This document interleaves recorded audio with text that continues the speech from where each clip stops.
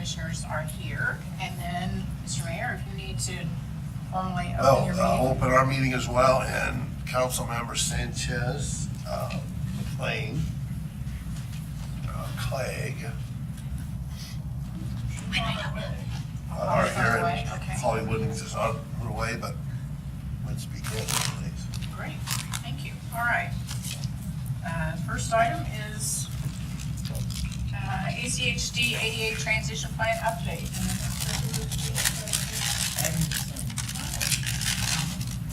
And if you'll introduce yourself. Are we gonna see that? Yeah. Or then?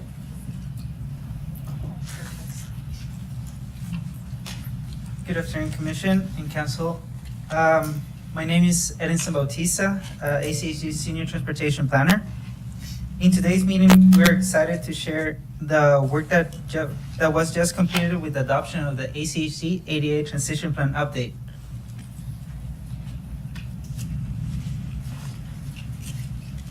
As an overview, the 88 Transition Plan is intended to provide a comprehensive plan to ensure the Ada County pedestrian environment is accessible for all people. Through this update, ACHD improved the content from the previous transition plan and included identified best practices.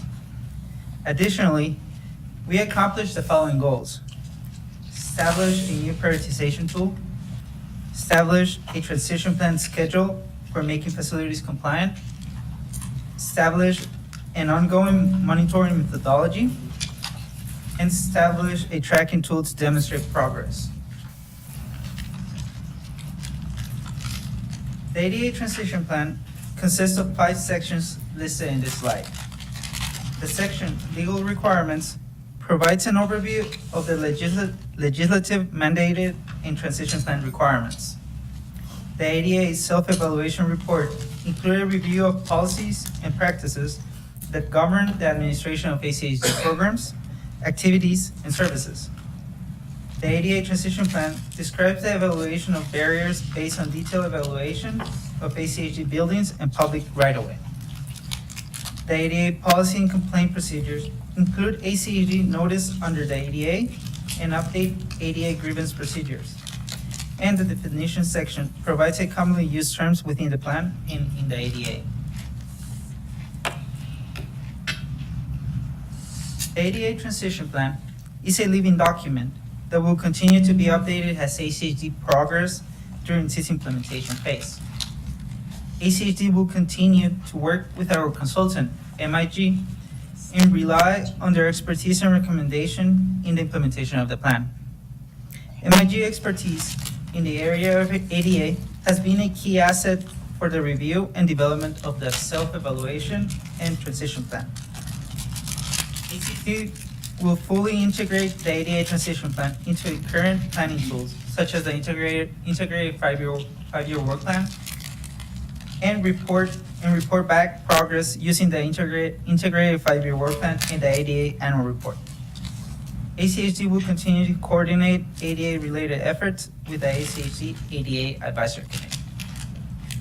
And with this, I conclude my presentation. Great, thank you. Thank you very much. Are there questions or comments? Go ahead, I do Councilman. have one quick question. How does the commission work with staff to prioritize the order in which the plan will be implemented on making progress for fully complying? I know that in the communities I work with around the state, ensuring that as you make that progress, you're completing full pieces of the network and not just bits and pieces here and there that are disconnected.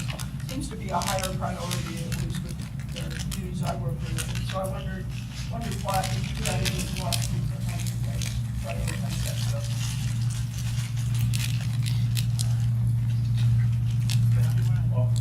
Well, I can, Councilman Clegg, what we have done with this ADA transition plan is, this is a living document as we're moving forward. We've rushed the commission to actually put a priority issue on those items when it comes down to the integrated five-year work plan and budgetary issues that we can move forward on. We're working through that now. The MIG consultants that we have, that we're bringing on board, They are the gold standard. They've been very helpful on everything that we've been doing. And so we are partnering with them and of course our ADA advisory committee to make sure that when we work through these things, they are prioritized, they're put forward. But that's what we're doing right now. One thing I would add is the advisory committee asked us, and we agreed, and Edinson and Ryan Fisher really get a lot of kudos for tremendous work, as well as the committee, to actually do an inventory of the compliance level of all of the push buttons and the diagonal crosswalks. So that we'll have that list, because you can't prioritize unless you have an actual list, a comprehensive list. And then from that, from our own work plan, working with the partners, agencies, and with the ADA committee, then go through and say which ones we really need to be addressed first. So that's something that I really give kudos to Edinson and Brian Fisher and the committee for doing that. So we should have that as part of the report. It'll take about a year, I think, to actually do that comprehensive inventory, but that's part of what was approved when the commission approved the implementation plan several weeks ago. We also handle problems as they arise. If we have someone who identifies a pretty serious issue in a particular location or an area where we know there's a population that, you know, that uses a route and needs some help, then we do take care of those as they arise. Well, thank you. That's good to hear. I appreciate hearing that. I guess my only last suggestion would be that as you identify those deficiencies, that you keep in mind the bicycle pedestrian networks that you've also been working so well and so hard on, and prioritize making sure that the connected network gets done soon as possible, and not just disparate bits and pieces, except in those places where you've got a user who very much needs it. I guess if I had any suggestion for that, that would be it. I appreciate the hard work. It looks like a good effort. All right, anybody else? Madam Chair, I don't have a question. I just want to know two things for the record. Councilmember Holly Woodings is here, so we have a quorum. And I have to leave just before 1, trying to set a meeting at my daughter's school for weeks. And the only day that's possible before the end of the school year, we have to have it before the end of the school year, is today. So whatever's going on at the time, it's not in relationship to that at all, duty calls, so, thank you. And those duties are certainly important. Well, I actually, the topics, especially blueprint, is something I'd like to talk about. I don't know if we'll make it, but I'll push it as far as I can, so. Well, on that note, we'll try to keep things moving along. Did you have? Oh, no. Oh, okay. We'll move on to the next item, which is the Shop State Street Initiative.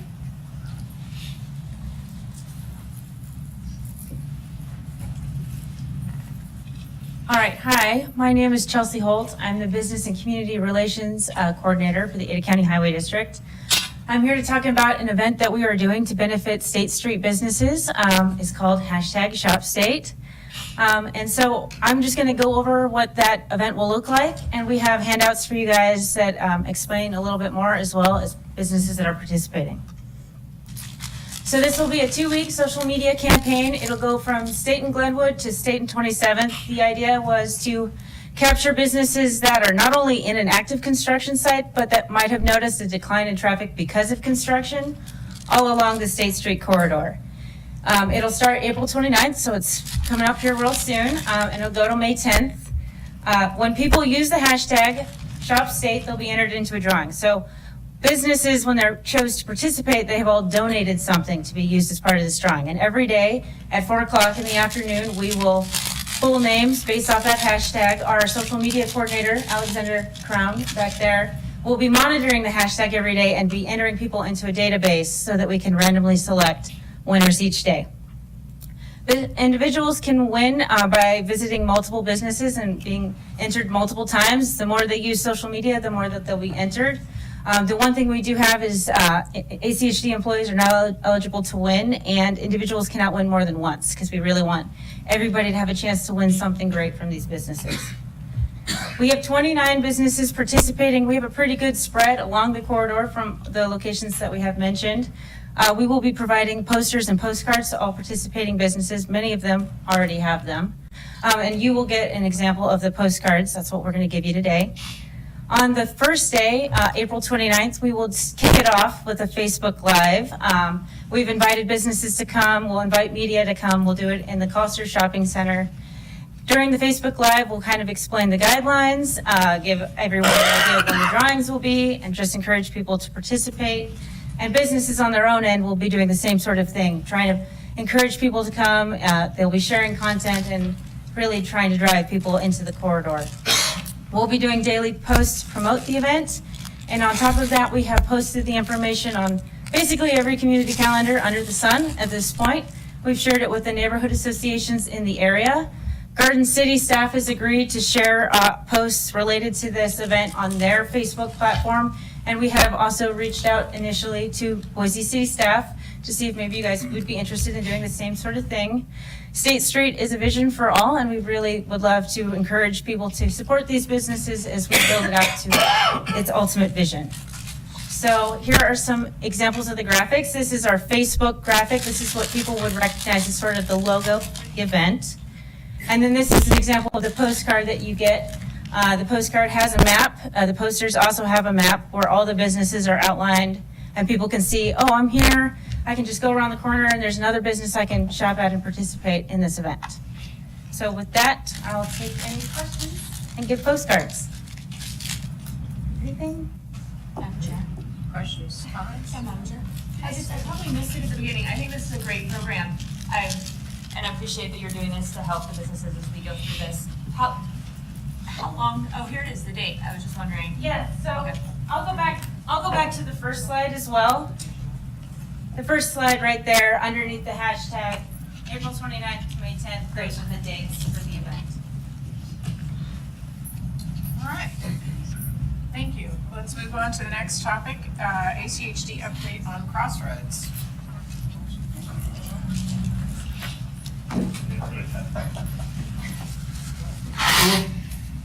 Well, again, welcome here to the Ada County Highway District. This presentation was put together for our commissioners, and we've shared it with our commercial developer advisory committee. So what we thought we'd do is we'd share it to you to give you a pretty good snapshot of where we are in all sorts of different arenas right now. Next slide, please. Next. For this year going forward, the Ada County Highway District has one operational commitment to our elected officials and to our customers, and that's to maintain the taxpayers' asset base. Those 7 items embode a whole bunch of different things that we report to the commissioners on a weekly basis. Bottom line, that is where we are today with our operations. And as you can see by the check mark there, we are meeting the commission's expectations. Next slide. We're very proud to let you know, and I'm sure you already know this, that Ada County has the best roads in the Northwest and some of the best roads across the country. These are independently assessed by engineering teams outside of the state to ensure no favoritism and such, but that's where we rack up right now with operations here at the Ada County Highway District. Next slide, please. I'm sure you all recognize this, but for our planning processes, how we spend taxpayer dollars when we get to the bottom line of the annual budget, this is the process that we go through. We greatly embrace city and county plans. We embrace community compasses, demand models, and then we, as you see where all the arrows go, it goes back and forth, up and down, until at the end of the day in August when we come to the commission and say, here's our recommended budget, do you approve or do you not approve in concert with the integrated 5-year work plan. Next slide, please. The commission's capital allocation methodology is very simple. It's 2 focuses. The first focus is on maintenance and safety. Within those categories, underneath that area, you'll notice that we focus on community programs, sidewalks, bridges, signals, and stormwater facilities. Our secondary focus here at the Ada County Highway District is congestion management and roadways and intersections. That's the priority in which the commission will look at spending taxpayer dollars in their annual budget. Next slide, please. As a recap, I wanted to show you all what FY 2018 looked like. The red is where the commission and the Ada County Highway District expended dollars. The blue is where we gained our revenue from. And so as you can see, the commission has done a very good job on assuring that there is a regional perspective on all of the allocations of dollars and projects that they do. But again, this is just a snapshot of 1 year. Next slide. If you go back, I like trends. I don't like just the one shot across the bow, so to speak. But if you go back a couple of years, this is where the commission has directed the staff to allocate dollars. Again, red being expenditures, blue being where revenue did come in. Next slide. And if you go back a couple more years, again, trends are important. This is what it looks like. And again, the commission has done an excellent job as a regional governance in assuring that we are focused on all of our customers across all of Ada County. Next, please. Now, going forward, this is the current integrated 5-year work plan. This is the projection of where we see, based on what your teams and you have given to the commission as to where your priorities are and what your projects are, is where we are anticipating putting those dollars.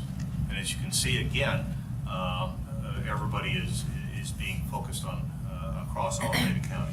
However, that all being said, next slide, your ACHD is at a crossroads, and I call it a 3-tiered crossroads. And I know that you deal with this daily in Boise, but with growth, capacity, it's a tough balancing act to ensure that every dollar is efficiently and effectively placed where all cities, counties, and neighborhood associations and schools have asked us to do that.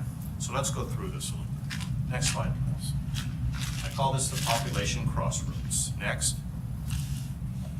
This is what we think we know based on Compass and all of the discussions we've had with staffs of 6 cities and the county. That line is what Compass had initially indicated was, where we should be or where they thought we were going to be. However, we're at the 480,000 citizens here in Ada County at this point in time, projected to go a lot higher than that. And if you look at that, that's like adding another Eagle star into the system here at the Ada County Highway District. So we're seeing a tremendous amount of population growth. Next slide. What I wanted to share with you is something that you may not have seen before. And this is what it has looked like from a development perspective in the past. If you look at FY 16 and 17, this is what we were faced with in working through all these different types of permits and development approvals. It was a huge increase from 15 to 16. Now, next slide, please. If you look at 18, FY 17 was huge. FY 18 was bigger across the board, with all that development activity coming into Ada County. Now, that being said, next slide, please. This is what it looks like as of now, or end of March, compared to that huge input in 18 to 19. As you can see, plan submittals. People will continue to bring things into the district to have us review them and approve them. We're holding fairly steady in all the others, but I will tell you, those are going to continue to grow also. So, at the end of the day, next slide, please. This is what it looked like going back in history, and what we see, moving forward with just the residential permits across all of Ada County. As you can see, an explosion again of not only building but people coming into the county. Next. So in sum, just on the population tier, this is what we think we know based on the information that we've gleaned from your staffs, from the commercial developers, from the different organizations that we deal with. At the end of the day, those are a lot of new roofs that are going to be hitting Ada County here in the next couple of years, to include the additional lane miles that we are going to have to construct to tie all this together. Next slide. I call this a system crossroads. Next. This is what the infrastructure looks like in Ada County, and as you can see, going from east to west, it provides a tremendous challenge to us to maintain and improve the road and sidewalk structures that we have currently in place. Why? Well, they were all built in different times. There's different signs that went into the construction of all of these different road structures. And at the end of the day, it becomes almost a maintenance nightmare to ensure that we are providing the best road structure for all customers when you have this type of diversity of building through all of Ada County. Next slide.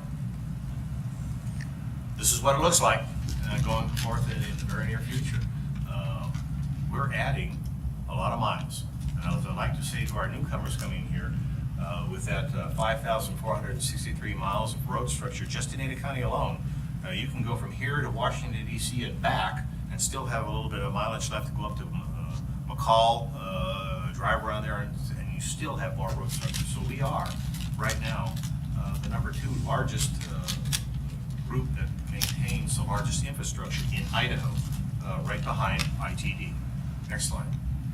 So, based on that, these are the considerations that we are working with our elected officials that we bring to them almost on a daily basis. Number one, the base network is not even brought out. We're still dealing with farm to market road structures, which becomes a challenge when we continue to see more growth and growth coming into the Ada County. Number 2, as I said earlier, the old structure becomes a challenge, not only for maintenance, but also for new construction. And at the end of the day, as commissioners know very well, you're going to need more funding if we're going to continue that path of the next slide, please. Now, speaking of funding, my favorite quote when you talk about that is, "The vision without funding is a hallucination." Next slide. Up front, we wanted to walk you through what the commission can and cannot do, which is the challenges they face daily. Bottom line, that is what the commission gets to, what the bounds are on their funding when it comes down to where they can or where they cannot. Next slide. This is a percentage breakdown of where the Ada County Highway District gets its funding. And I want to be very clear, there's always discussion on, can we do something different with impact fees? No, not without the legislation's authority to make that happen. It is a box, and so when there are other ideas about how we spend those dollars that come in, we do speak with the legislature, but at the end of the day, that is what they have told us that we can and cannot do. Next. Now, there are other options for the commission. I know that you'll probably stop at some of these, but the commission can increase registration fees. The voters said no. The commission can increase fees for 8,000-pound trucks. The legislature said no. They can do, there was a push to do a sales tax increase this year for transportation. The legislature said no. The commission can go out, local option percent. The legislature said no. Property tax growth, the commission has that authority to increase property taxes and new growth per year. They can take that. That is not popular with taxpayers, as you know, and it's not popular with the legislature. The commission can go, they have the authority to bond with interest. But again, at the end of the day, that's called property tax.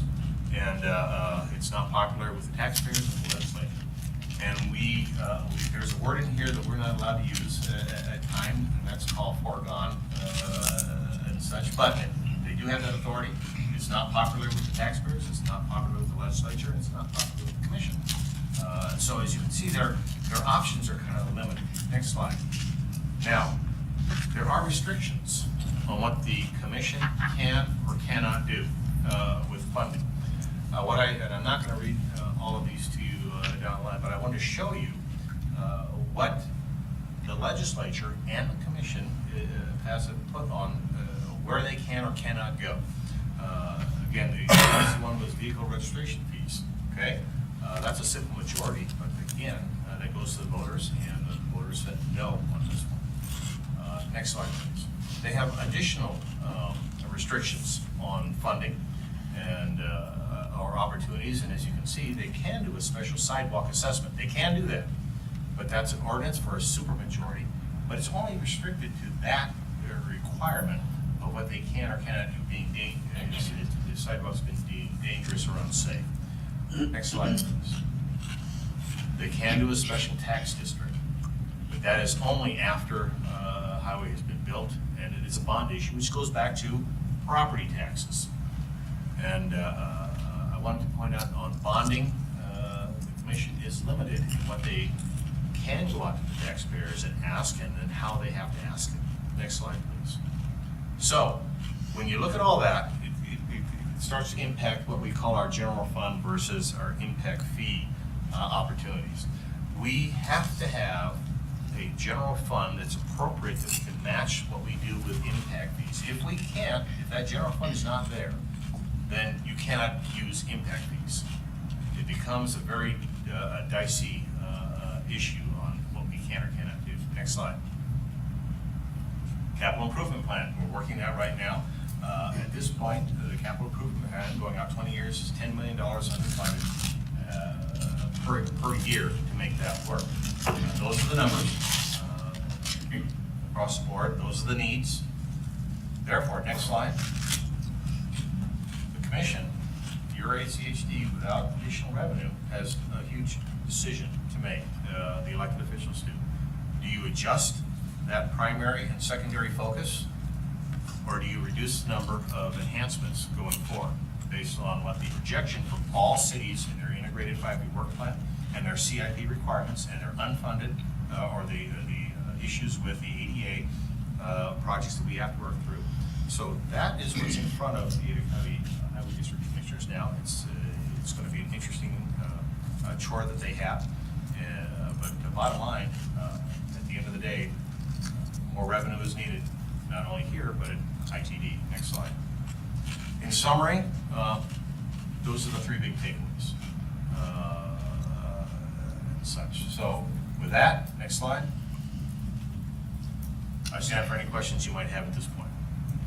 Thank you. Are there questions or comments on that? And we can provide you with a copy of the presentation since we went through it fairly quickly.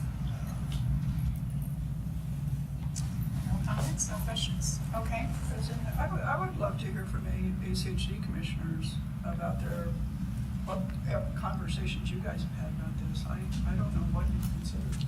I mean, I hear from your director that you just said, well, those are not good options, but at some point there's got to be an option, right? So I just would love to hear what you guys have all discussed, because I have not been watching your meetings. I'll confess that. Well, we do continue to work closely with the leadership in the legislature to look at alternatives and options. I suspect we'll go back and try again for registration fee. I was disappointed that the registration fee on trucks did not get through the legislature, but that effort certainly is not dead. So we are continuing to look at options for additional funding sources. It's no secret that, from my perspective, property tax is not the appropriate way to fund transportation improvements, and I would like to see less reliance on that. I know it's an easy way to raise revenue, and most agencies take the max every year, but I don't think that's appropriate. I think we need to move more to a user fee-based system, keeping the property tax revenue that we have in place already, but not looking to that as our primary source. But I'm sure other commissioners may have differing views on that, or I have a question about that. Sure. When you say user fee, are you imagining a system like in Texas where people have to pay to be on the roads? Or are you meaning assessing vehicles or looking at how many miles we travel? Or how do you envision that happening? You mean like toll roads? Is that what you're asking The about? user fee, like how do you envision the user fee being a source of? Well, we have user fees now. Gas tax is an example of that. The registration fee that ITD, the state, collects is an example of that. And then, of course, we have the fee that the voters in Ada County approved as a special fee here And at some point, I'm sure we're gonna try again to increase that. The legislature has the ability to move money out of the general fund for transportation improvements. They also have the ability to impose fees on trucks, which has not been something that they tried this year. I think it was Representative Gannon that ran the legislation, and it wasn't successful. But, I mean, those are examples of the types of fees and user fees that we're talking about. Anybody else? Madam Chair, Yes, ma'am. Bruce, I think this would be, at least I'm gonna direct it to you, maybe you would know, I didn't see it in your presentation, but while you haven't taken the 3%, did you take the growth? Yes, the commission for the last several years have taken growth, and for the last several years, they have taken the 3%. And the budget, the assumptions that we make when we make our presentation to them is that the 3% and growth will be in that, And you may not have this here, but do you know what your growth percentage is? I think we use about 3% if I'm not mistaken, and it equates to about $1.5 million, $2 million when it's all said and done. Okay. And I mean, because as you pointed out, I mean, the growth we're seeing, especially countywide, is a high percentage of growth. And I just wondered it seems like it would be higher than 3, given the state of the economy and growth. Could you just provide me that with I don't know, pick 5 years or so, what that, as a percentage of your general fund or whatever? Yeah, I can do that. I think you're correct. I think last year was higher than 3% for the growth factor. Yeah, I would think so. I You mean, get the number for it. ours is in about the 2 to 3 range, in that rate shade, somewhere around there. On 2. But countywide, that's gotta be high anyway. I would just be curious to see what Anything else, Commissioner Bolt? Yeah, one of the things you probably heard in the first when the ADA presentation is, we're spending some extra money there that we really hadn't planned on until we started looking at the plan and hearing from the public. The last 2 years especially, we've had pedestrian and bicycle deaths doubling every year, which is completely unsatisfactory. And so that's one of the reasons why safety is at or near the top of our list of priorities that we'll spend money on. And so that will continue to be emphasized, perhaps even more if I had my way. There are areas such as my district where we've got between 11 and 17,000 of those lots approved, and that's where at least half of the farm to market roads are, the 2-laners, and those have to change, and there isn't really money for that. So I've suggested that this presentation be developed and tweaked a little bit to show absolutely what we are restricted in as far as how we can spend impact fees and how we are constrained as far as that $130 million we have. We can't spend it any way we want. In fact, very little of it, comparatively speaking, could be spent any way we want, priorities aside. And so I think there has been and is, and I don't want to continue to be, a huge dearth of understanding from the public, from neighborhood associations, even from some city councils, and other charitable groups, others, as to how we spend money and where it comes from and why we can't do the things we can't do. And so that's a dog and pony show that I, for one, plan on taking as far and wide as I possibly can before we go back to the public and ask them for more money. I don't know, Bruce, if this is you or who, but what percentage of total needs funds are collected by impact fees. I know when I was elected to the city council, our park and fire impact fees were at about 40%, and we really wanted to give up to 100%. It wasn't easy, it wasn't popular, but it made a tremendous difference in our ability to get some fire stations built and get some parks moving that we really just wouldn't have been able to do without that increase in those impact fees. I don't know where yours are, but. Well, and rather than risk giving you a number that might not be accurate, I think I'll have staff take a look at that and then get back with you with the answer to that one. I don't know the answer right off the top of my head, so we'll have staff get back to you with an answer to that question. Not easy, but it might be a strategy. Anything else? Just one other question. I just can't recall what were the percentages on the registration fee vote? It was, I think it was about a 60-40. It was 60. And what happened, it was supported greatly in the north and the east, but defeated in the west, which was kind of interesting, where in the west is where the greatest need was, and most of the constituents who were looking at that were saying, this is where we need to be, but those are the numbers. I don't remember it being that high, but that's, thanks to three people. Okay, so because a couple of us have time constraints and the mayor has indicated he wants to talk about the blueprint, I think I'm gonna reorder the discussion and go to the blueprint next, so Sure. we can hear your comments on that and. Well, it's kind of a good segue, Madam Chair, because boy, this is ancient history now, and I don't know, I'm just looking around the table, trying to remember who was here. I think Elaine and I were the only Quick ones. synopsis of it for folks who don't. There we go, good. Several years ago, at the instigation of the highway district, looking at the kind of, the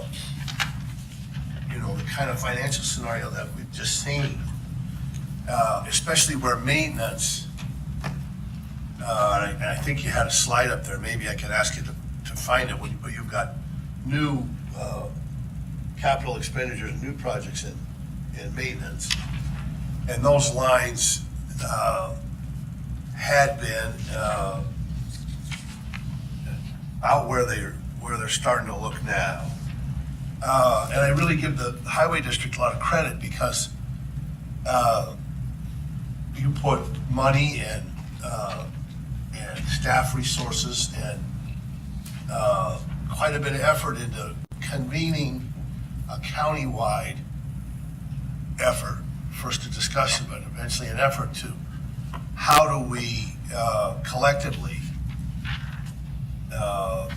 help decide where our resources are going, and that growth, try to project where we anticipate and where we would prefer growth to go. And if, with the idea that if you're going to vary from that scenario much, you're going to have to find another way to pay, or you're going to have to wait in line, or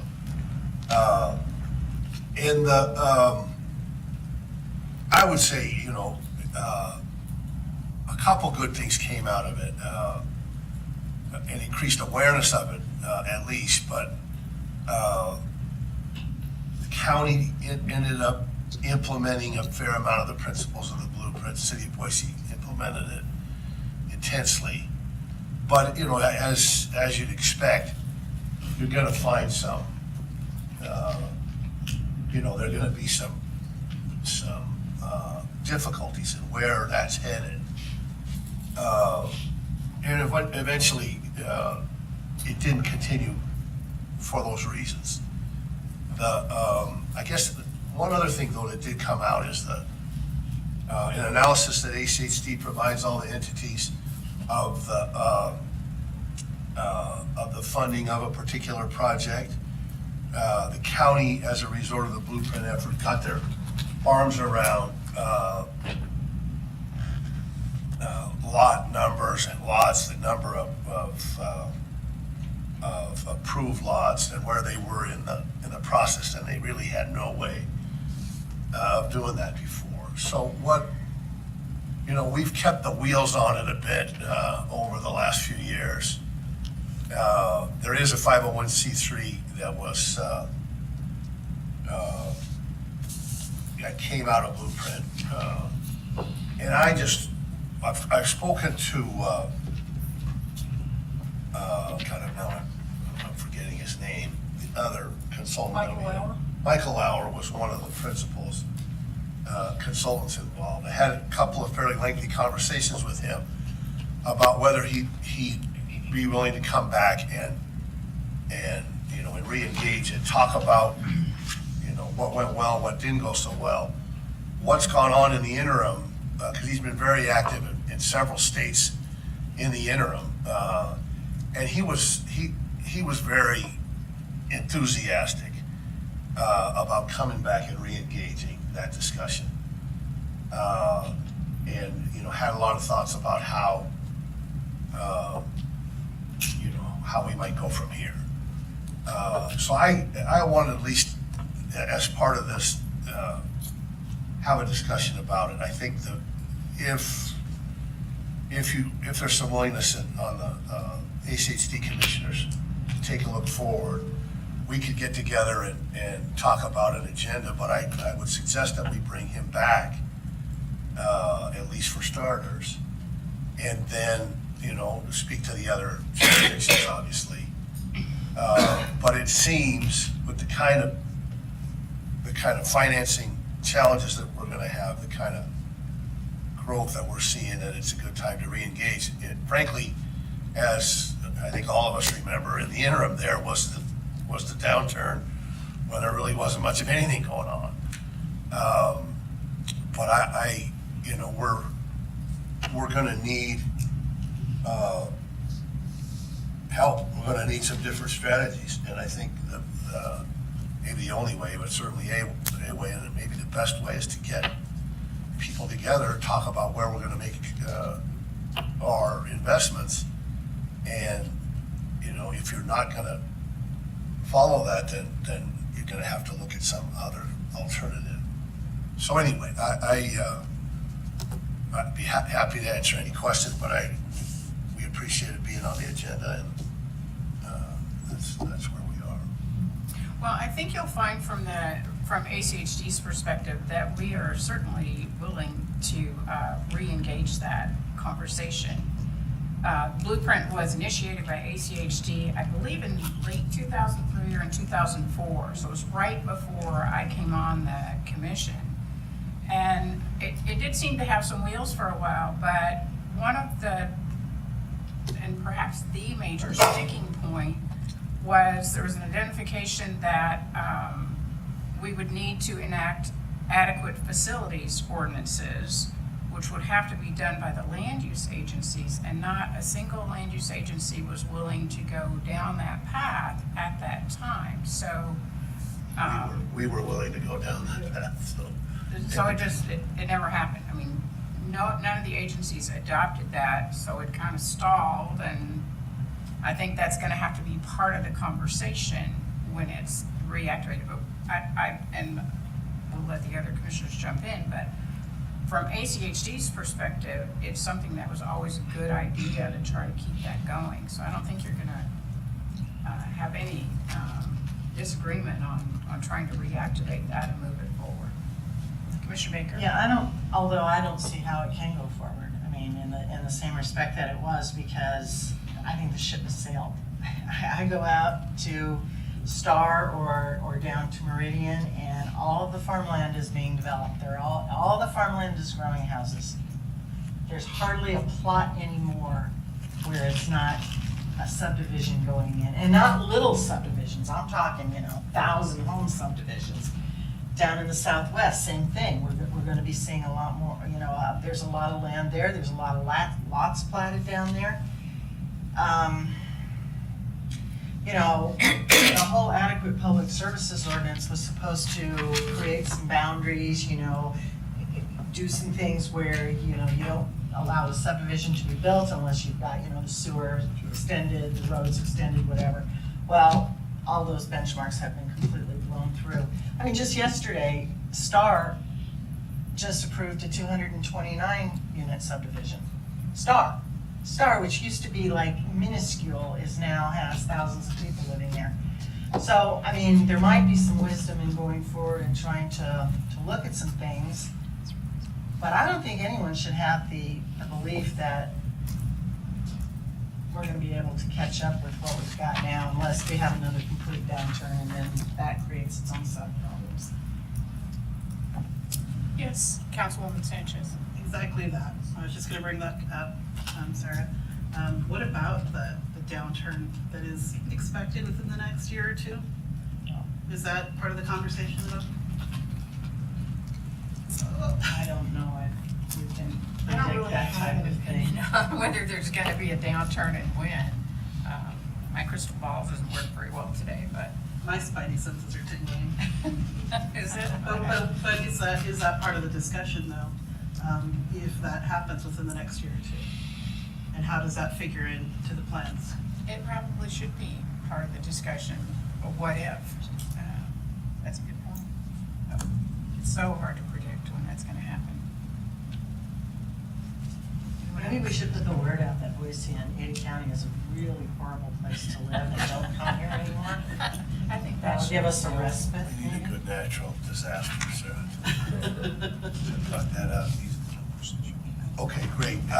Like I said, I'm gonna have to leave. We're certainly not naive about this. You know, Sarah, we're not naive at all. There are different players than there were. There are, you know, somewhat different dynamics at play, I think. We've learned something locally, but there's a fair amount to be learned about what's going on in other places. And in one sense, we in the city of Boise, I'm gonna be careful saying this, don't really care in that we're gonna do this and our system is gonna be better off. And it is, I think. I think we, in the time that the effort fell apart to here, the land use decisions and the philosophy that we've undertaken, I think has proved the soundness of the principles that Blueprint was advocating. But I do think, yeah, again, we're not naive. We don't, I don't think we were even before. There are different players. There are somewhat different dynamics. There is a basic sameness to there's only so much money. You can spend it all on maintenance, or you're gonna have improvements to make with it. And we ought to at least convene, and I appreciate the willingness to do that. And what I guess I would, before I leave, we would take the lead in pulling HHD leadership, city leadership, to at least start, and we can kind of map out the agenda and what you foresee having it, and then we'll reach out to the other jurisdictions and go about convening that. So we'll call you for a meeting to huddle between the city and the highway district, and then we'll go from there. So, but I appreciate the chance to, and thanks for moving it.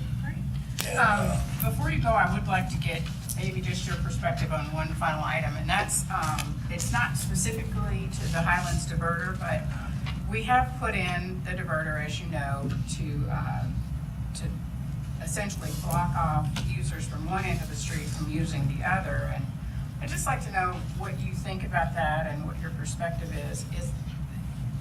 Is it a good idea to use the street restriction or closure to solve what's really a traffic enforcement problem? God, I really tried to get out of here before you got here. No, I'll be frank. I think it's the right thing to do. Jim? I do. I know it isn't popular, but and I think events have somewhat lessened the need for some other alternative. Highland School is going to be is gonna be scraped and the students are gonna be studying somewhere else. And I think that was part of the effort to say you're gonna need this, so you better not do this, and that's no longer gonna be the case. So, you know, it isn't perfect, like nothing really is, but it is the right thing. And you know, just speaking for myself, you know, I know it's been a tough one, but I think it's the right decision, and we appreciate the highway district making it. Okay. Well, thanks for being here today and for giving us your perspective. I almost had it. 4 minutes, and I would have made it. Thank you. All right, well, we can go back to that topic, or does the rest of the council, you want to give your perspectives on that since we're on the topic? On the diverter?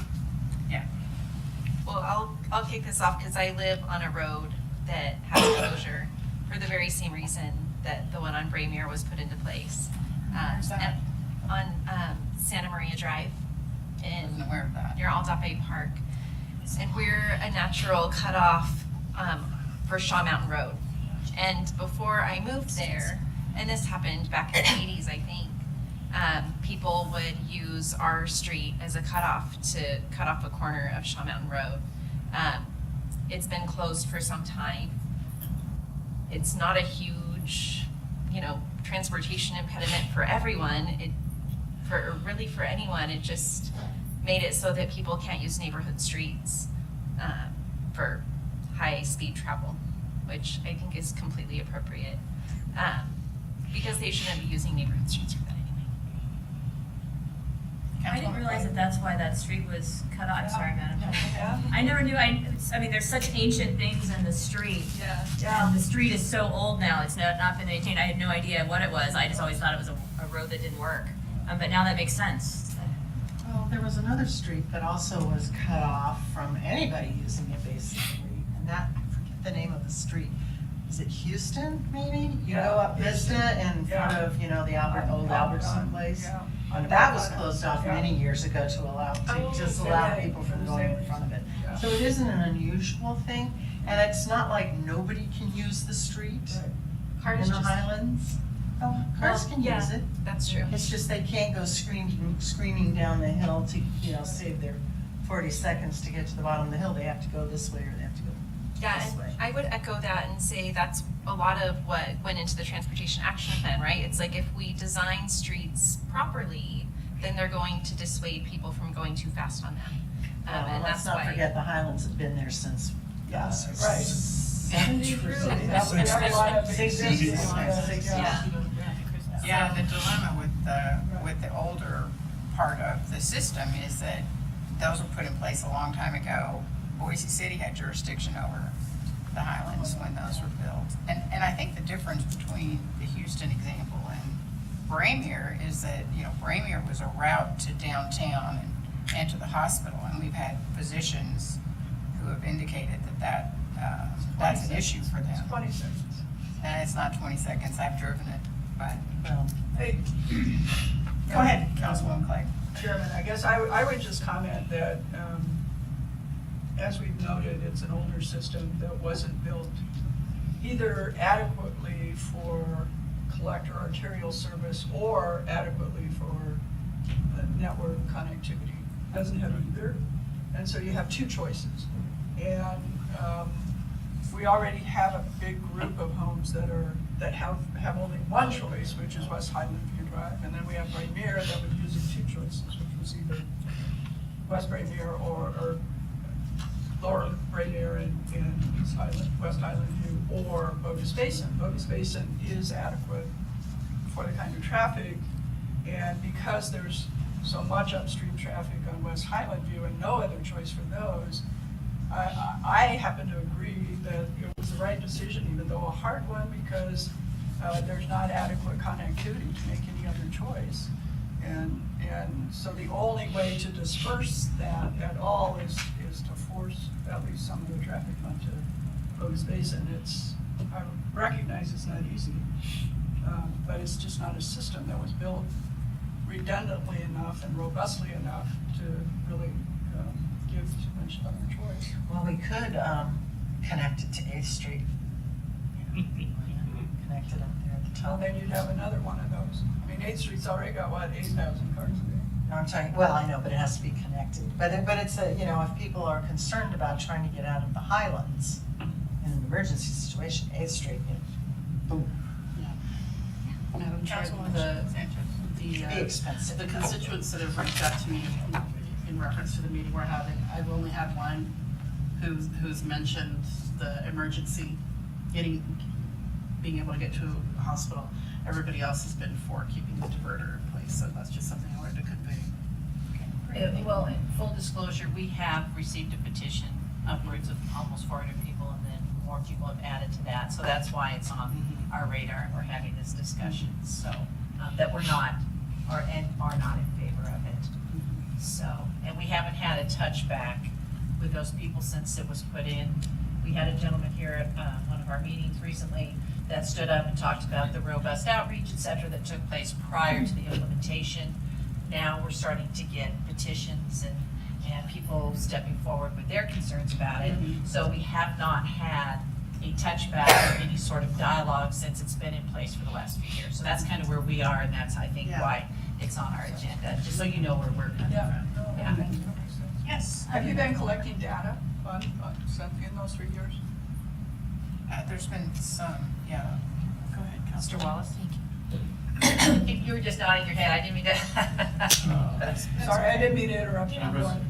Councilman, like, data we collected, we did collect data immediately after the order was put in, but we have not for the last 2 years. Wait, what was that answer? You've not? We've not collected data No, recently. not since the initial follow-up to the installation of the order itself, but as far as recently, no, not since it was made installation. So we probably do need to do that.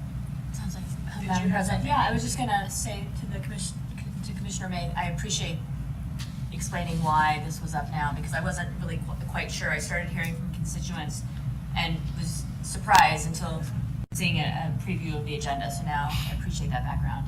And I was just gonna say that when this was happening, I really appreciated, it was a tough decision you guys had to make, and really appreciated just the process that we all have to go through from time to time in these tough decisions, that in areas where people in what you think are the same neighborhood are kind of on different sides. It's uncomfortable.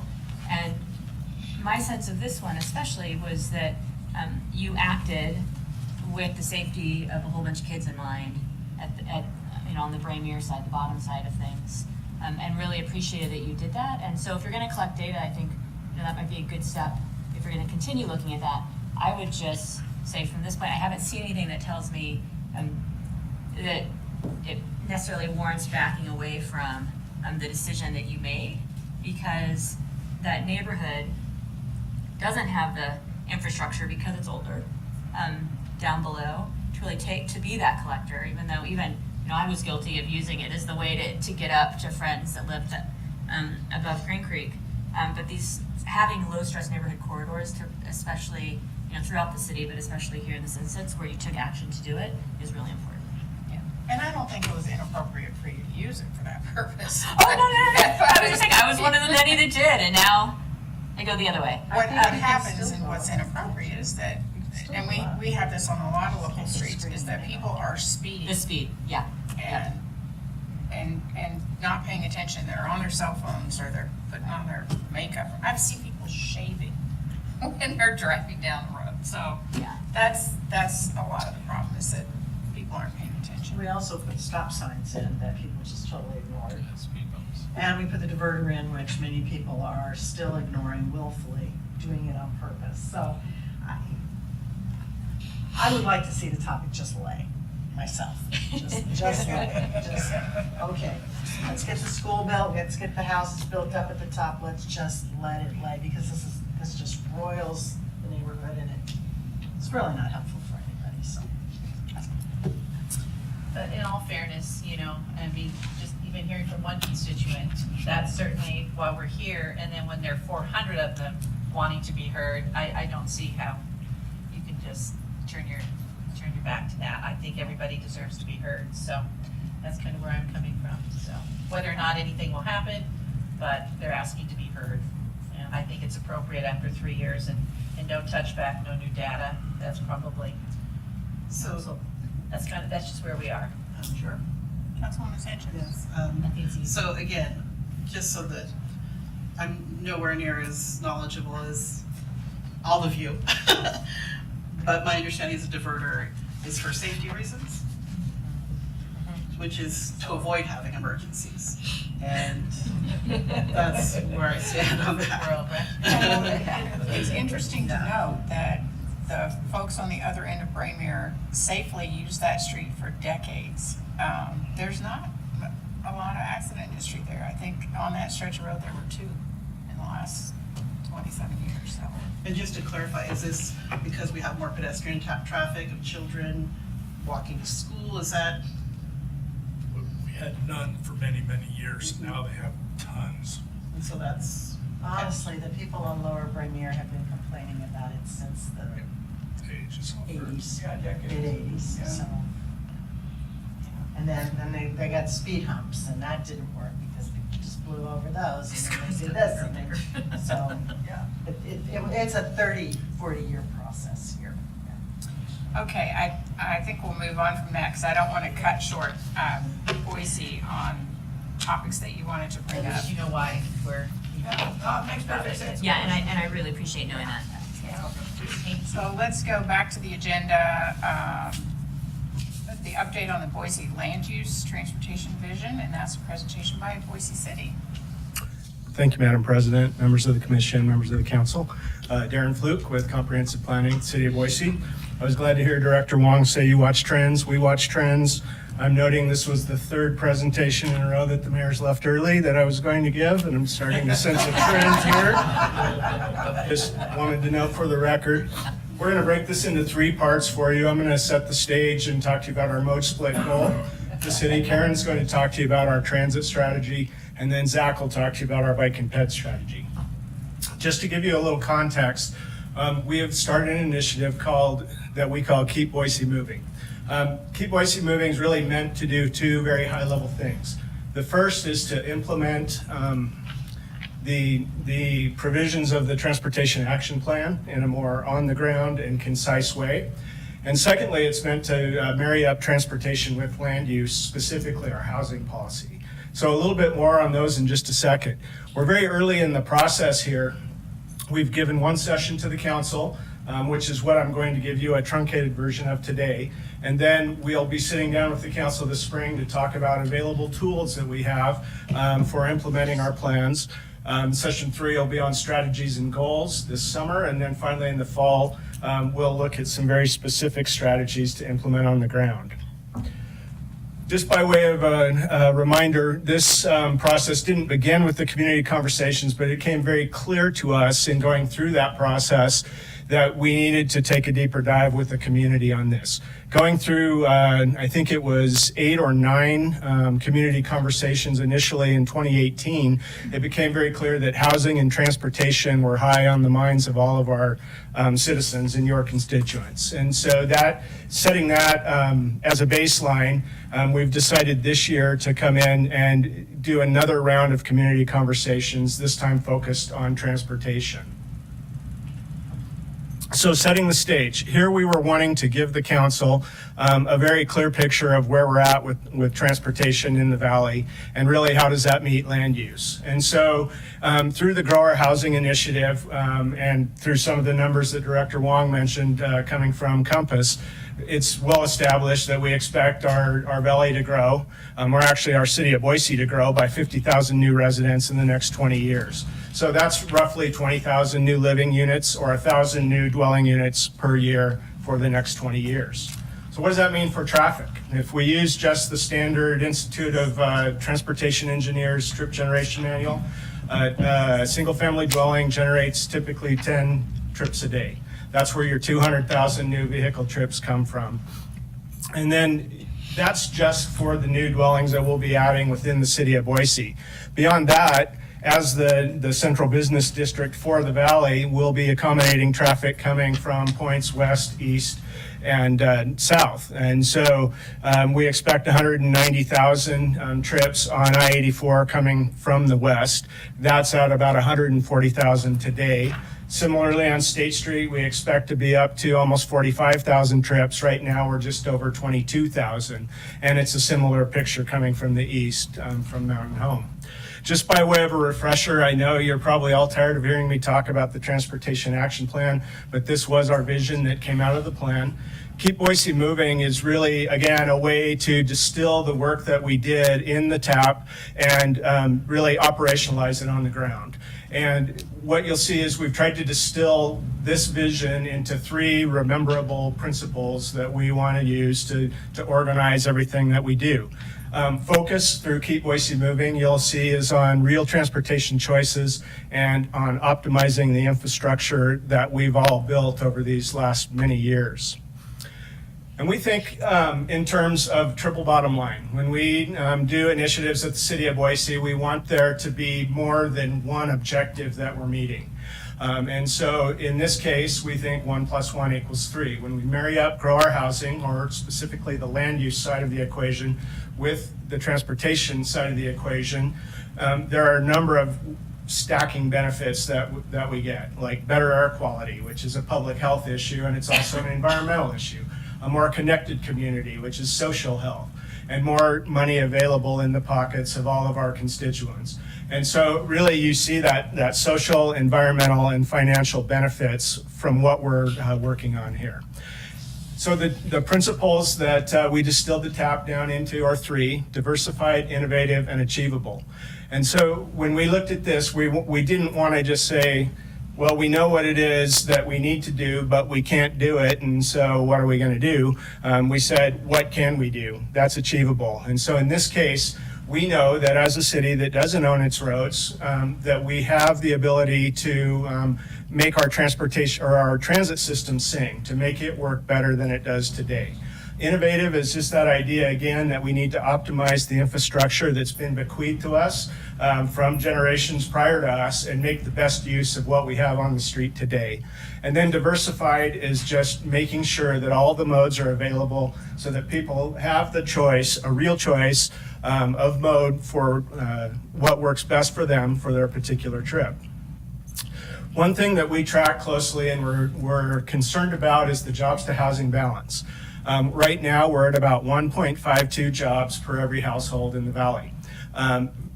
When we get too far out of balance, and I'm not necessarily suggesting here that 1.52 is a bad number or that we're out of balance in a way that is largely concerning, but it does mean that we have longer commute times and we have more single driver commutes and we have loss of job opportunities for people who can't live near where they work.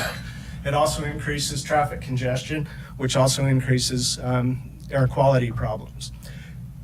Looking forward 20 years, we expect that imbalance to grow just based on the projections. And so we would be expecting to have a 1.83 jobs to housing imbalance in the city of Boise. I show you this graphic again on the right just because that really exacerbates the problems of people coming into the town. When they can't afford to live near where they work, they live further out and they therefore have to drive further into work, and that makes our transportation problems worse. For us, that means creating housing opportunities within the city that are affordable for a wide range of people and a wide range of jobs and incomes. Specifically to that point, we are striving to achieve a 45% of income distribution or burden, I guess you'd say, cost burden for folks living within the city. And right here you see that in the city of Boise, we spend on average 50% of our income on housing and transportation combined. If we're able to get that to 45%, that means almost $3,000 per year in the pockets of real citizens that live in the city. And that's based on our average median household income, or AMI, as we often call it. But there's also environmental benefits. As you can see on this slide, we're not trending in the right direction with regards to air quality. Now, there are things that impact this that go beyond the transportation system, but the transportation system is probably the largest lever that we have as a public agency to help impact this number and make it trend in the right direction, as you see our peer cities are largely doing. So that gets me to the mode split. Right now, this is the split within the city of Boise, where just over 80% of our citizenry drives to work alone, with all the other modes sharing the other 20% of the burden. Unless you think that this is not achievable to achieve a different mode split, just look at what some of our peer cities are doing. I'd remind you that these are the peer cities that we compete with for jobs and new innovative economies coming into the city. And so it is possible, and with good policy, we think we can move the needle on the mode split within the city. And specifically, we're going to try and reduce drive-alone trips within the city by 10% over 10 years. And it's an ambitious goal, but when you break it down by the numbers, it is achievable. This would really only mean 1 trip a day from all households. Or since we all know that trips move in twos and pairs, half of our households taking 1 trip somewhere, not by car, means that 2 trips were just taken with an alternative mode.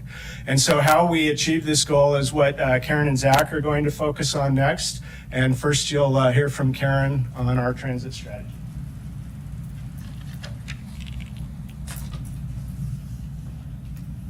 So following up on what Darren was just talking about, if we just take an average single-family dwelling that generates 10 trips per day, and we, the typical 2-parent situation where they're both working would be 4 commute trips, and then the other 6 would be a variety of school, shopping, kids' activity, entertainment, recreation, mail delivery, all those other trips that average out. But focusing on the commute trips, that we figure the biggest impact we can have on those is through transit, commuter ride, carpool. And then the remaining trips we could focus on bicycling and walking. So Zach will talk about those and I'll continue on the side of things. So Valley Regional Transit is our regional public transit provider. They were established in 1999 funding. And they operate in Boise with our contributions currently in this year of $7.4 million. That's for operating, and we also provide capital cost as well. And then in the next 2 years, we're looking at a large increase of $1 million that's planned. So our current system, this is a map of the current system, and you can see the buffer around it that's showing that 57% of all Boise residents are within a quarter mile of a bus stop. The quarter mile is what most people will easily walk. We can get up to about a little over 80% if you go to the half mile, and then we can get into other ways of getting to the bus, such as taking your bicycle, maybe a scooter. In this, to make the transit system really work, the first last mile or quarter mile is really important. So the sidewalk infrastructure, that it's continuous, that it's comfortable. You'll see in our 5-year work plan request that we have prioritized connections that get us to transit, and specifically 3 transit routes. So this also shows the system, but it's a mix of both our coverage routes that we're just trying to make sure that people have an opportunity to take transit, and then as well as our productive routes where they're more highly traveled. And so through the Transportation Action Plan, we want to increase transit. We see that as an important mode and choice for people to get around. But with our limited resources, we can't upgrade all of these at once. So through the Transportation Action Plan, we chose 3 routes that are already high ridership routes. And those we've referred to as both best in class, and they're our priority routes. And those, they take into consideration the land use that's along them, what we can develop, as well as the destinations that are there. So State Street being one of them, Fairview, and then Vista round those out. And so to be best in class, what we're focusing on is to increase the frequency of the buses so that you have less wait time. as well as the hours of operation. So running earlier or later in the day as well as on weekends. And then the amenities themselves are very important. The bus shelters, real time, and that first last mile.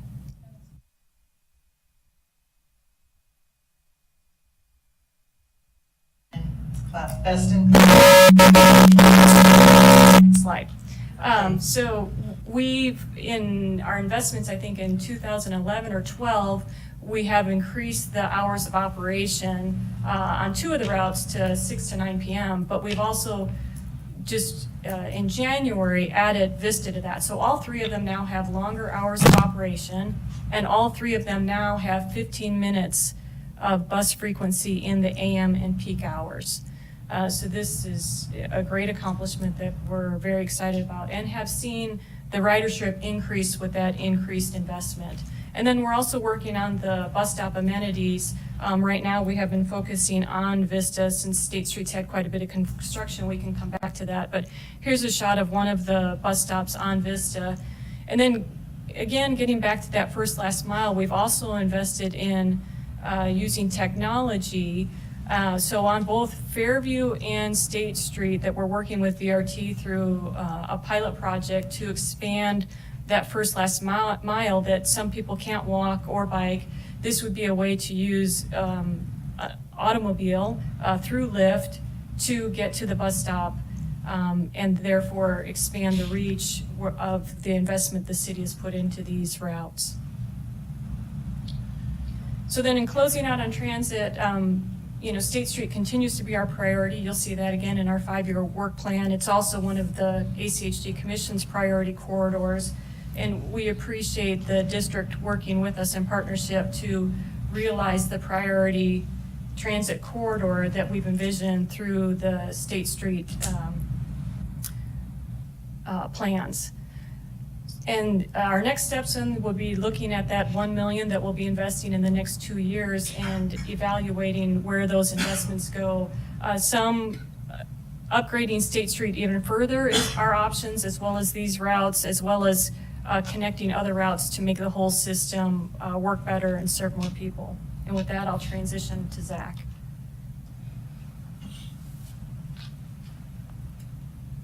Did you have another question, Sarah? Well,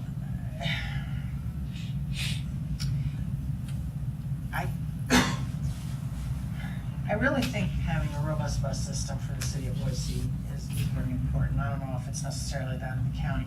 Have you guys thought about and I don't know if you could even do this without a vote, but have you guys thought about maybe withdrawing from VRT and just going back to having a Boise bus system? Because, Star and Eagle have canceled that bus route and are not contributing. I think Meridians, I don't know if they're going up or down. I know that you guys are basically the only ones putting in real money into the system. And it just seems to me that, I'm looking at the report from VRT between the differences between 17 and 18. Town Square Mall has gone down. Fairview Eustic seems to be about the best one. It looks like Vista kind of is not as robust as one would like. And then, of course, State Street, you've got the problem with construction, so that might not be a great thing to look at. But I'm just wondering if you shrunk it down to Boise and made it be able to go, like if I could go from West Bench to the airport without having to go downtown, or, instead of the spoken wheel, it would be more of a interconnected thing. I'm just wondering if the money would be better spent doing something like that than, the way they have it now.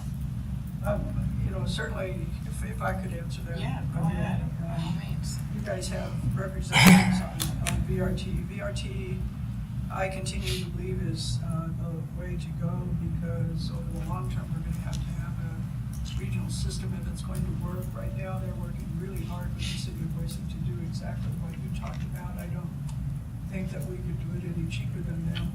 In fact, since they still exist, I think it would actually increase costs overall for the region. For those of you who have followed their planning, the Valley Regional Connect 2.0 plan does exactly what you envisioned, Sarah, which is goes away from the spoken wheel and Yeah. into more of a gridded, connected system. We had a public transportation hearing this Tuesday, and at that, VRT told us that for about $5 million a year, we could get to that intermediate scenario within the city of Boise. I think it intrigued all of us to see if we could actually get that done. As Karen mentioned, we're committing to go another $1 million in the next 2 years. Yeah. To get that started. So, but I think, long term, without that dedicated source, it's going to be really, really tough to get to the kind of system we'd all like. Yeah.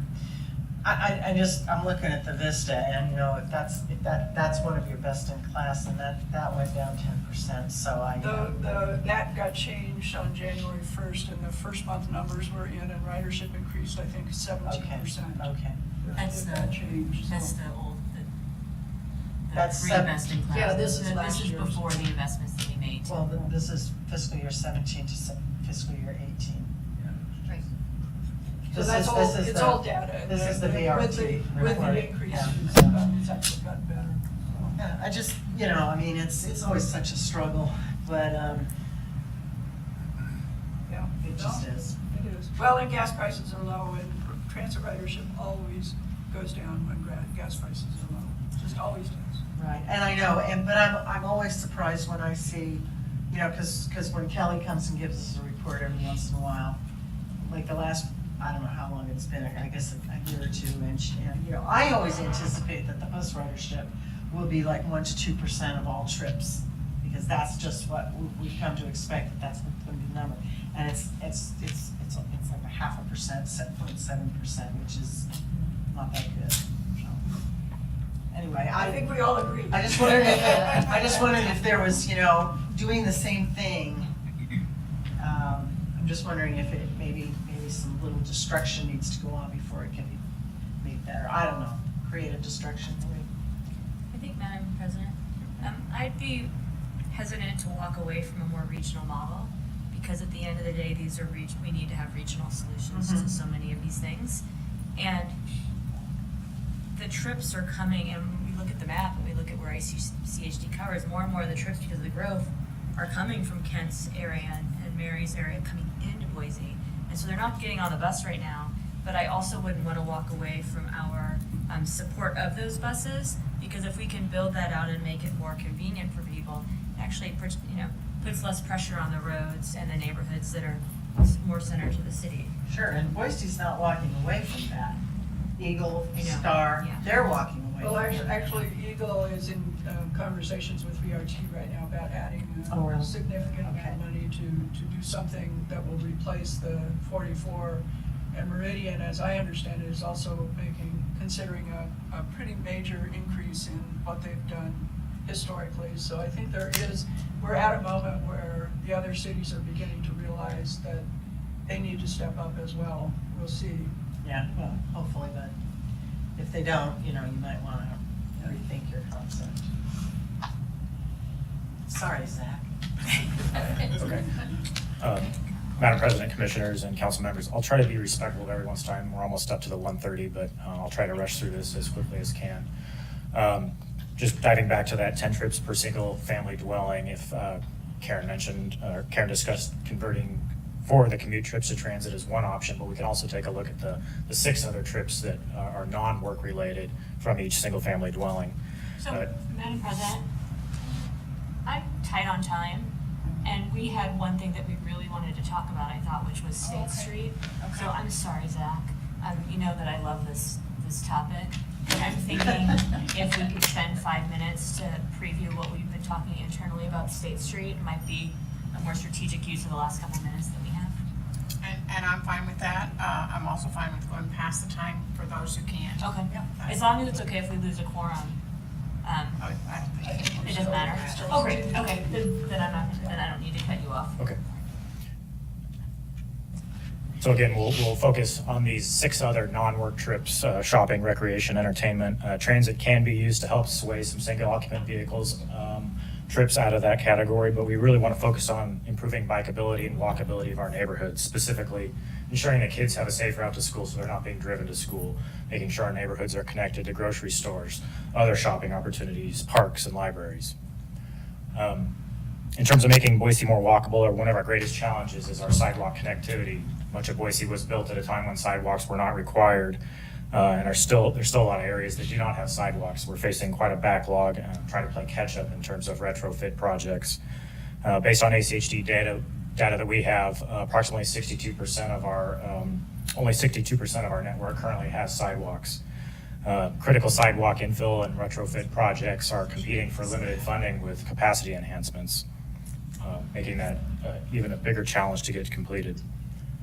From a biking perspective, ACHD has been making great headway towards a comprehensive network. In 2017, there were 311 miles of bike lanes, and ACHD continues to make strides in improving that with every project. In addition, ACHD recently adopted the Roadways to Bikeways plan, which really emphasized improving the actual infrastructure that's implemented with projects. Specifically, they focused a lot of effort on implementing bikeway-specific projects such as Shamrock, Leadville, and soon-to-be Cascia, Shoshone, Columbus, and Garden. However, like sidewalks, there is a significant backlog of bike needs throughout the city. Shown here is a map of the planning areas inside the city of Boise, identified in our comprehensive plan. In the city's recent annual 5-year work plan request list that was submitted to ACHD, we again requested that ACHD look at the community programs funding to try to increase funding for the program to tackle that backlog of pedestrian and bike projects. ACHD typically builds about 7 community programs projects per year in the city of Boise, and we feel that just adding one additional project per planning area would really make great strides in addressing that backlog. We reviewed each of the 9 primary planning areas shown here in the city for its greatest needs, and that's reflected in our current 5-year work plan request list. Our hope is that through increasing community programs funding, we can achieve our 10% reduction in single occupant vehicle trips and achieve a higher quality, more livable city. Shown here is one example from the Central Bench. It's a little bit difficult to see at this scale, but the Central Bench is one of our planning areas that has the greatest need. It has the biggest lack of sidewalk and bike network infrastructure. The city reviewed school locations, grocery stores, activity centers, and overall network connectivity within areas such as the Central Bench to come up with our priorities for each planning area. They're listed on the right side. We really focused our project requests on those that provide stacking benefits, as Darren and Karen mentioned, in terms of connecting multiple locations, schools, grocery stores, parks, libraries, serve multiple populations, and then help create vibrant neighborhoods. Getting to the State Street task or the discussion topic, beyond just adding more funding for the community programs projects, we would like to talk about the infrastructure that is applied, even on capital improvements such as State Street. Shown here is the typical section that was approved way back in 2011 for State Street through T-Top. As you may recall, it has conventional, unbuffered, unprotected bike lanes and intended to have an HOV lane in the outside running lane. That creates a concern about conflicts between the bike lanes and the HOV, which have to cross the bike lane in order to board and alight passengers at the curb. ACHD's recent Roadways to Bikeway plan came up with a great facilities matrix, which is shown here back in 2018, that identifies 3 levels of bike facilities depending on traffic volumes and speeds. The first is level 1, which is basically your shared space, pretty low stress shared space. Level 2 would be your more conventional roads, a little bit higher volume, higher speeds, and that would typically entail a conventional bike lane. And then for those facilities that have higher speeds and much higher volumes, the document recommends separated or protected bike facilities. State Street falls here. The typical, or the sections that have yet to be improved are in the upper portions of level 3. And by that finding, it should be fitted with separated or protected bike facilities, and we agree with that. So our recommendation and our ask is really to have ACHD in the city talk about potentially modifying that typical section to include level 3 bike facilities on State Street. Here's one option. It includes the same 7-lane figure that was shown in the previous typical section with HOV on the outside running lane. However, it transfers the space that would have been applied to a unbuffered, unprotected bike lane, transfers that up to a multi-use path on each side. We understand that ACHD staff does have some concern about having bikes running both directions on each side of State Street, but we don't think those concerns are insurmountable and that the benefits of applying this type of bike facility will greatly outweigh those concerns. One of the benefits is it fits in the same right-of-way that you're currently applying on State and Hollister and applied to State and VMP. No additional right-of-way would be required. The paved roadway width is actually narrower than what's proposed through T-Top, which is a cost savings. Smaller roadway creates less stormwater, which is also a cost savings. It meets that intent of the roadways to bikeways facility matrix, and it eliminates that bike and bike bus conflict that we presented on the previous slide. Anyway, that's the typical section. I think we wanted to maybe open up for discussion if there was time for that. But I just wanted to throw up one summary slide just to kind of go over the topics that were discussed in terms of Keep Boise Moving, the State Street Corridor, and community programs. So with that, we'll stand for any questions. A quick one, Zach, and it'll probably be for Darren. Earlier in the presentation, you had indicated some concern about air quality, which is great, but you had 33 days that you illustrated. Do you know if you guys use the same criteria that EPA does in describing whether or not air quality is getting better or worse? Madam President, Commissioner, I don't recall off the top of my head where we took that data from, but I think it's from the Ada County Air Quality Board, which I assume is coming through the EPA on those, and that was Probably be from the DEQ, because the Air Quality Board doesn't provide that data. I don't recall, what year was that, 35? 33. 33? Yeah. What year was that? I know EPA gives us grace, where they don't penalize anybody up to about 100 days a year for inversions and forest fires. Acts of God, as it were. Yeah. So this data is comparing 2007 with 2017. And Madam President, it says EPA at the bottom. It does. I think the point was just that we're trending in the wrong direction. We're not in non-compliance Yeah. with it, but we're not trending. I think that figure obviously, I saw this just recently, I'm trying to pull it up, but I think that high was when we had a lot of forest fires. And it was close to 100 that year. We were getting real close to being told we were out of. I never saw anything that it was. 16, but anyway, Anyway, I can One of find those it. years.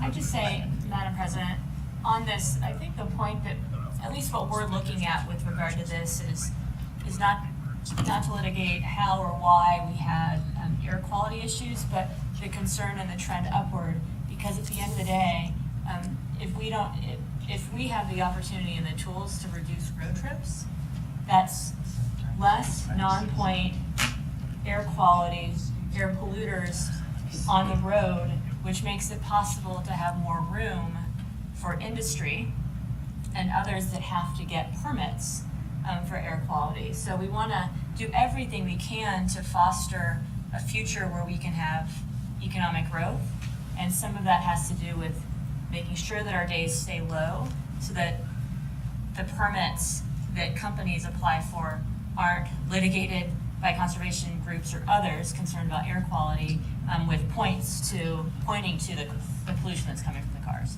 So it's just one of those things that we can do to make sure that we have a healthy economy long term. That's why I was glad you guys were watching in the 2018 legislative session when some bogus data was being used to try and reduce the cars that were being emission tested. Madam President, Go ahead. I'm sorry, I need to be at my office at 2, and it took me 16 minutes to bike here. Okay. I just wanted to say on this, some of us have been around forever. I felt like I was a kid having kids when I went to the State Street transportation planning meetings out at Pierce Park Elementary and other places. And for so long, we've talked about what we might do with State Street in terms of creating the roadway and then the development around it that supports the transit that a roadway might have. And I just ask that we, the HOV thing is a point of contention right now. So in looking at this picture, please ignore that.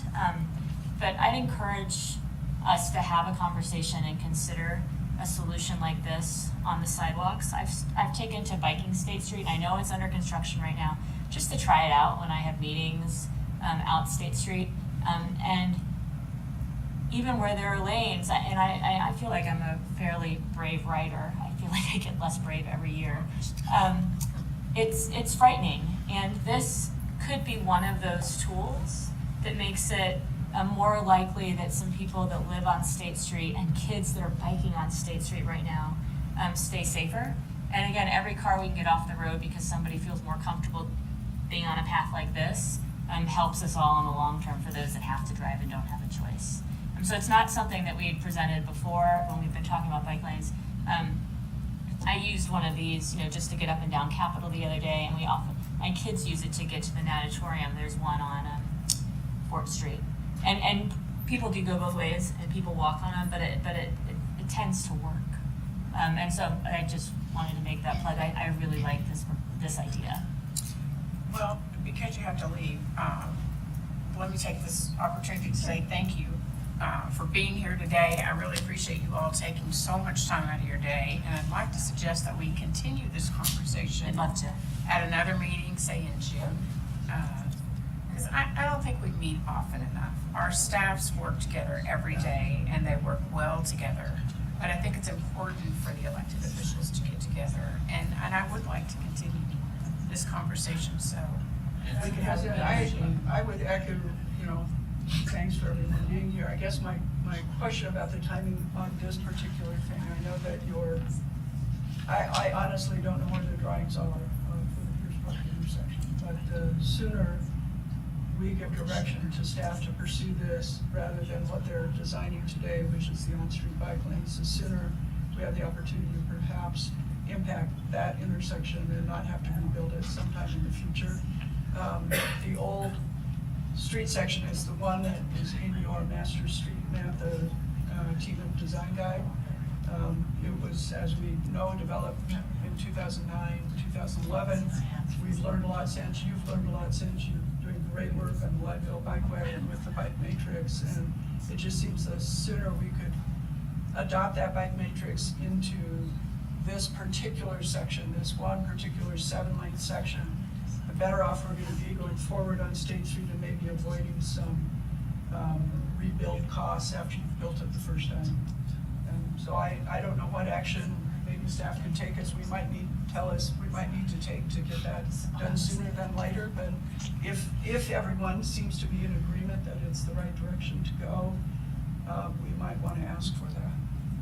I think I'll put this on an agenda for the commission to talk about within the next couple of weeks to see if we can get a sense of where the commissioners are on it.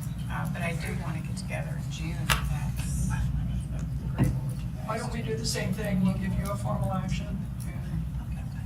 And I think we don't get together enough.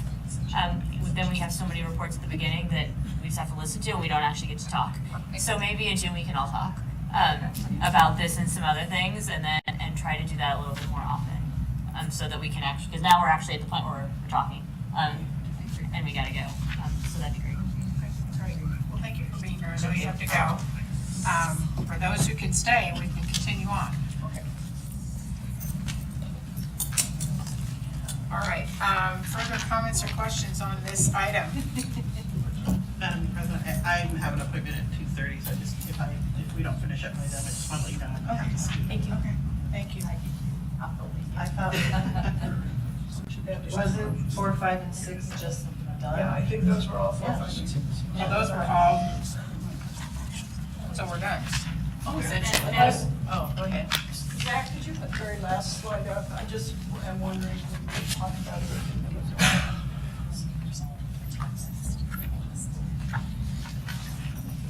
Okay, did you have something on these? So we talked about the State Street, well, the community programs. I think that request from us to at least consider adding one additional community program in each planning area and/or really concentrating on a planning area like Central Bench we think would be a real benefit. Maybe that's also something you could put on an agenda. Madam President, Go ahead. I understand that ACHD is about ready to embark on a planning process with the Veterans Park neighborhood also.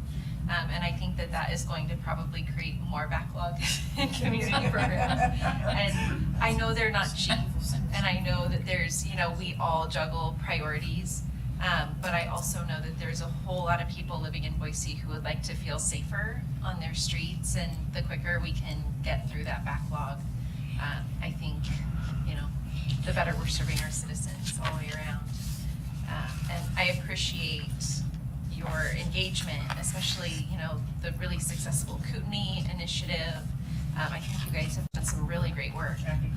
Yeah, and that construction project, we drive up there all the time, and it seems to be going really well, and it's gonna be such a wonderful enhancement to the bench, so.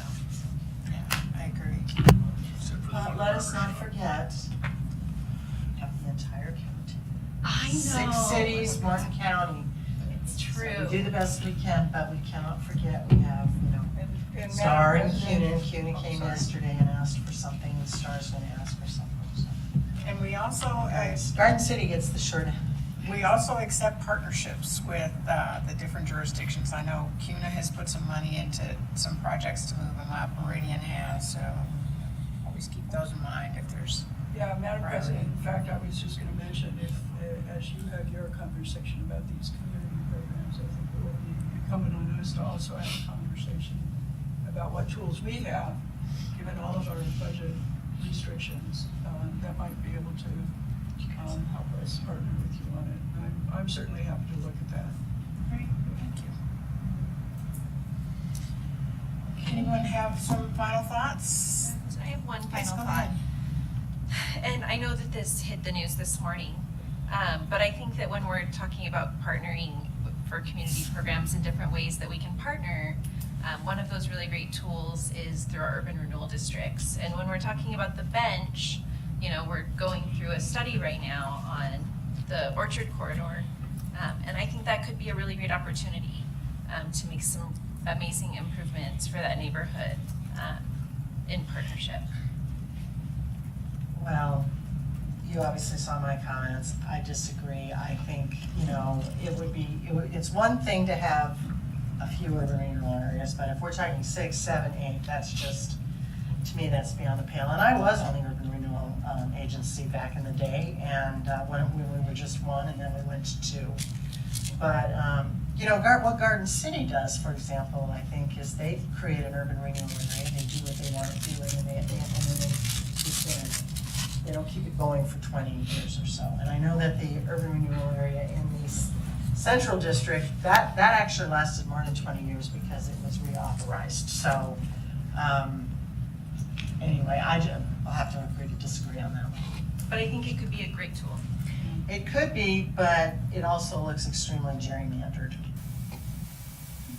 We're trying to follow the corridors and not Well- include the residential areas, because that would be a burden on residential areas. Well, and I just- So, As I said, you read I think you got a report on my comments, both in the paper. It's just, I think, it also affects the rest of the taxpayers in the county and the city, so. Madam President, if I could, just a reminder that both River Myrtle and Old Boise are going to,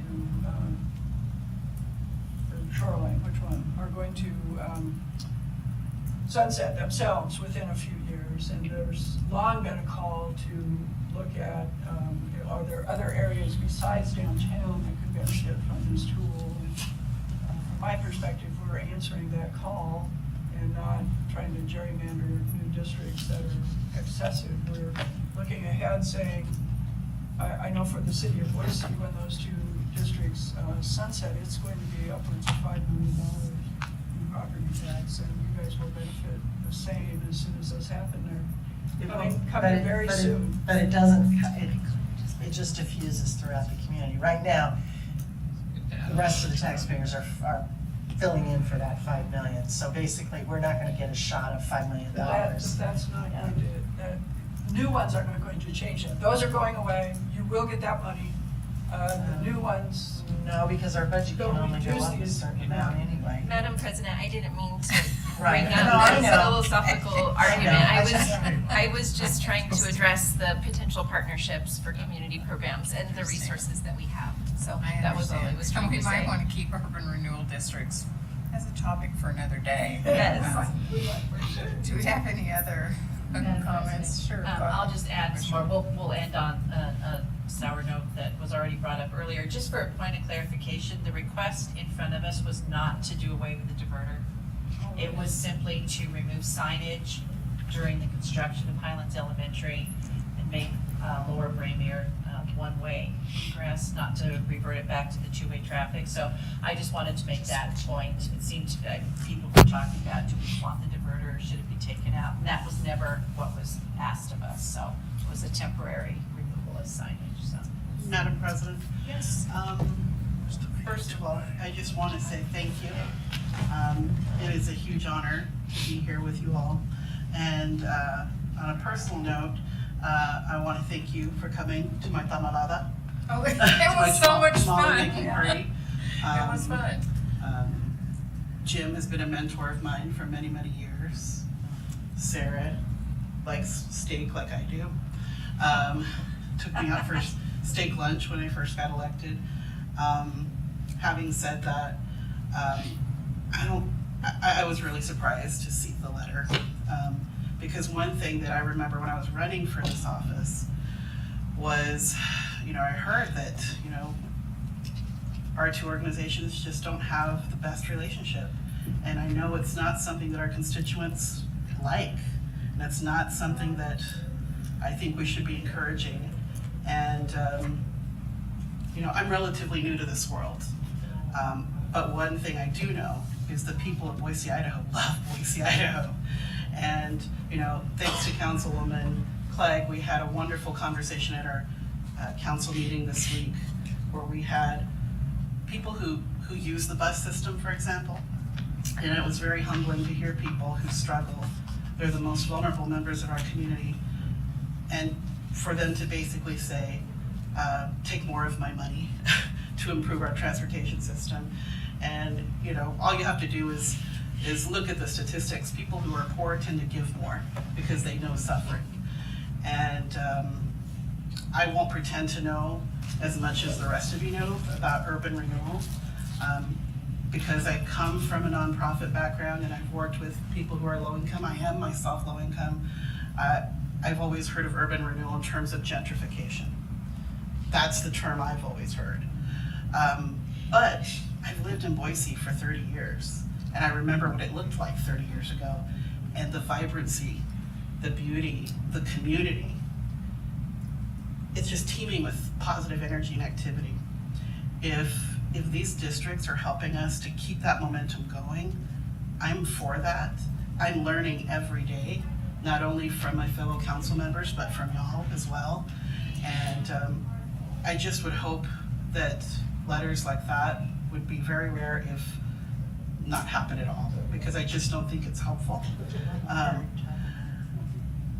A letter in support of us not having urban renewal districts. I just don't think it's a good idea, because it felt good today to be here and talking and learning from each other and contributing our ideas. And I think that's what needs to keep going.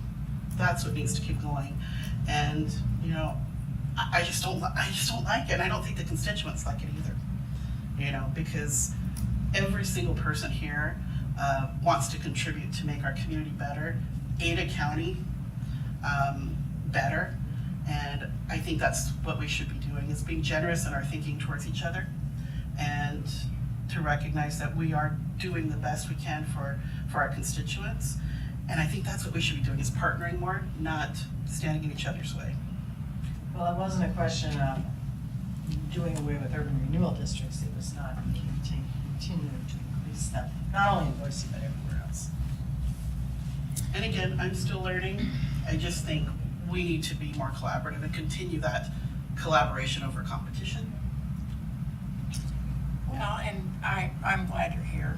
I'm glad you're on the council, and I appreciate you all for being here, and I I truly want to do this more often because I think it is good for us to get together and talk. We're not always going to agree, but it's helpful for me to hear your perspectives. Because sometimes I'm going to change my mind based on things that I hear or facts that I didn't have before. So it's helpful, I think, to have these discussions. Thanks for having us. Thank Madam you so President. much It was a for good having us. meeting. Thank Yeah, you. Good to meet you. Yeah. So, anyone have anything further? Nope. We're going to adjourn the meeting. Now, give me a hug.